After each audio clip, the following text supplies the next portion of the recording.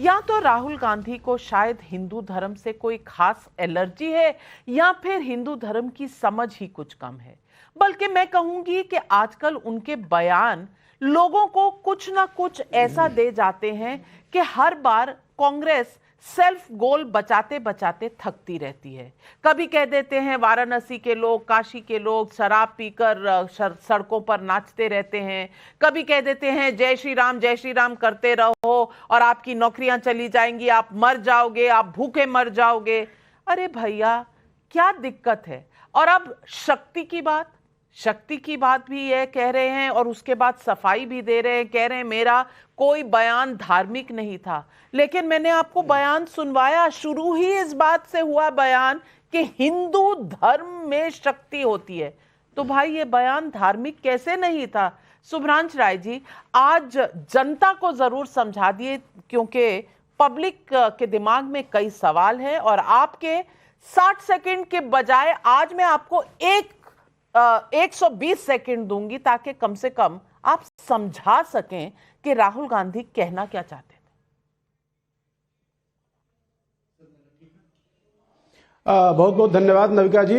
हिंदू धर्म में शक्ति होती है। एक शक्ति रावण के पास थी, सोने की लंका थी, सारे नवग्रह को उसने अपने घर में कैद कर रखा था।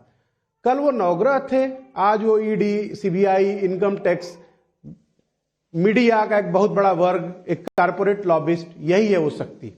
और उसके खिलाफ 2 वनवासियों ने नंगे पैर हमला किया, रावण के सोने की लंका को नस्ते नाबूद कर दिया।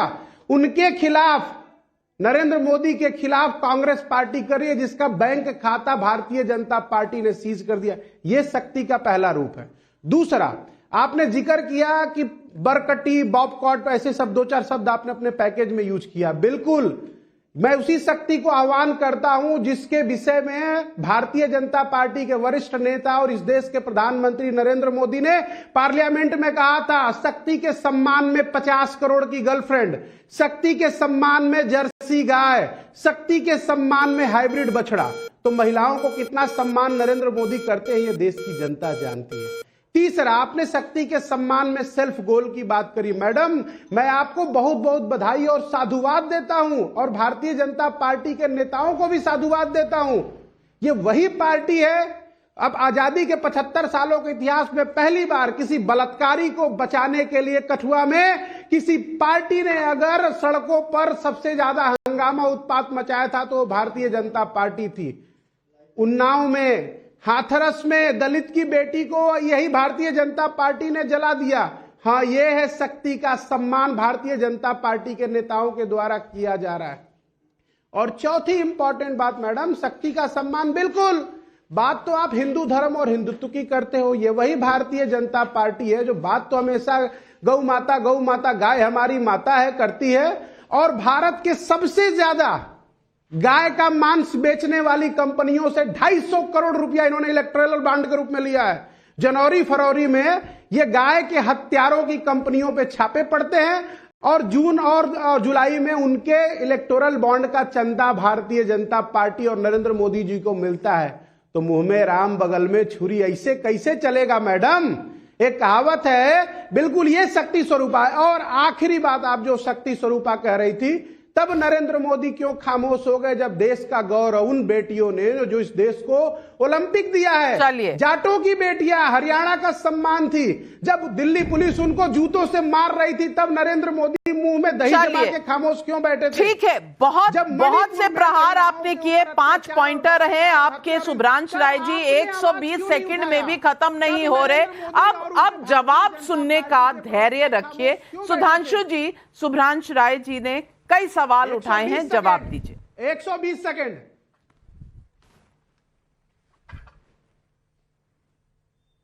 अब देखिए, उन्होंने वही विषयांतर से जाकर वही पुरानी घिसी पिटी बात कही, तो मैं उनकी उस बात का पूरा जवाब देते हुए शुरू करता हूं। उन्होंने कठुआ से बात कही तो वो भूल गए जम्मू कश्मीर में जहां कहा गया था कि हिंदुओं तुम घाटी छोड़ के चले जाओ और अपनी बेटियों को छोड़ जाओ। अलिफ गलिफ याद है कि नहीं? और उन बलात्कारियों को बुलाकर प्रधानमंत्री कार्यालय में सम्मान से बात की जाती थी। दिल्ली में रेड कार्पेट वेलकम के साथ आते थे, गिरजा टिक्कू के साथ सामूहिक बलात्कार करके आरे से काट देने वालों के साथ शांति समझौते होते थे। और सुनिए, अभी राजस्थान में आपके मंत्री शांति धारीवाल जी ने यह बोला था कि राजस्थान में बलात्कार इसलिए ज्यादा होते हैं कि राजस्थान मर्दों वाला प्रदेश है। अशोक गहलोत जी ने कहा कि ज्यादातर रेप के केसेस फर्जी होते हैं और बतौर मुख्यमंत्री 56% का प्रतिशत तक गिनाने लगे और लड़कों से गलती हो जाया करती है वाले के साथ खड़े रहे। और छोड़िए वो नैना साहनी को तंदूर में जलाना और वो सारी बातें, और लोग मंदिर जाते हैं लड़कियों को छेड़ने। इसलिए उस विषय से आके मुद्दे की बात करते हैं। जो इन्होंने कहा शक्ति हिंदू धर्म में 2 प्रकार की होती थी, बिल्कुल आज भी वो शक्ति है। ये जानते राहुल गांधी किस शक्ति से संचालित हो रहे हैं? मैं ये कहना चाहता हूं, पता नहीं राहुल गांधी को पता भी है या नहीं भी पता है, वो जाने में हो रहे हैं अनजाने में हो रहे हैं। आपने सुना होगा पिछले 1.5-2 वर्षों से दुनिया में कॉन्फ्रेंस चल रही है डिसमेंटलिंग ग्लोबल हिंदुत्व। वो भी एक शक्ति है, एक शक्ति है जो ये कह रही है भारत में कॉन्फ्रेंस करती है रेडिकेशन ऑफ सनातन धर्म, हिंदू धर्म का समूल नाश। जहां जॉर्ज सोरोस कहता है $1 बिलियन को लगाऊंगा मोदी की सरकार को हटाने के लिए। फिर कांग्रेस का नेता सतीश जारकीहोली जो पीडब्ल्यूडी मिनिस्टर है कर्नाटक में, जब कार्यकारी अध्यक्ष था, कहता है हिंदू शब्द गंदा है। तो कोई हिंदू धर्म को धोखा बोलता है, तो कोई रामचरितमानस की चौपाइयों पे बोलता है। उसके बाद ये जानने की जरूरत नहीं है शुभ्रांश राय जी कि कौन किस शक्ति के साथ खड़ा हुआ है। हमारी तो वो शक्ति है जिसके लिए रामचरितमानस में लिखा, हम उस शक्ति की आराधना करते हैं, अजह अनादि शक्ति अविनाशी सदा शंभु अर्धांग निवासी। और वो शक्ति भारत माता है। शक्ति से आपकी हिकारत राहुल गांधी के जमाने से नहीं, गांधी नेहरू के जमाने से। मैं दर्शकों को याद दिलाना चाहता हूं, वंदे मातरम का वो हिस्सा जिसे मुस्लिम लीग और जिन्ना के दबाव में छोड़ दिया था, उसकी पंक्तियां याद है कौन सी थी जो आपने हटा दी? वो कहते अबला केनोमा कोई तुम्हें बोले, हृदय तुमिमा भक्ति, भुजये तुमिमा शक्ति, तुम दुर्गा 10 प्रहर धारणी, कमला कमल दर विरारणी। वो भारत माता की शक्ति थी जिसे उन्होंने दुर्गा की शक्ति के रूप में देखा था, जो पूरे भारत में शक्ति केंद्रों के रूप में कामाख्या से लेके, विंध्याचल से लेके, मुंबा देवी से लेके, कन्याकुमारी से लेके और वैष्णो देवी तक सब तरफ है। उस शक्ति से आप लड़ने साफ हो गया। आज एक तरफ है एक भारत श्रेष्ठ भारत, प्राचीन भारत, स्वाभिमानी भारत की शक्ति, और एक तरफ है हिंदुत्व को समूल नाश करने वाली शक्ति जो ज्ञात और अज्ञात देशी और विदेशी शक्तियों से संचालित है। दोनों के बीच का फर्क अब बिल्कुल साफ है। और मैं अंत में एक और बात कह दूं, शुभ्रांश जी आप विद्वान आदमी हैं, जिस समय हनुमान जी को रावण ने दंड देने की कोशिश की थी, कहा था उनको जला के नष्ट कर देंगे। वैसे आप लोग तो जलाने में विश्वास नहीं करते, आप तो कब्र खोदने की बात करते हैं, मोदी जी की भी, उसमें वोट बैंक का ध्यान रखते हैं। तो जब उन्होंने कहा था कि इनकी पूंछ में आग लगा दो, तो रामचरितमानस में कहा है कि हनुमान जी कहते सुनत वचन कपि मन मुस्काना, भई सहाय शरद में जाना। वो शायद उस समय वही शक्ति रावण की जिह्वा पे आ गई थी, उसका नाश करने का मार्ग प्रशस्त कर लिया था। हो सकता है मैं अंत में एक बात और कह दूं, मान्यवर, पहले मैं बात मजाक में कहता था, सीरियसली कह रहा हूं।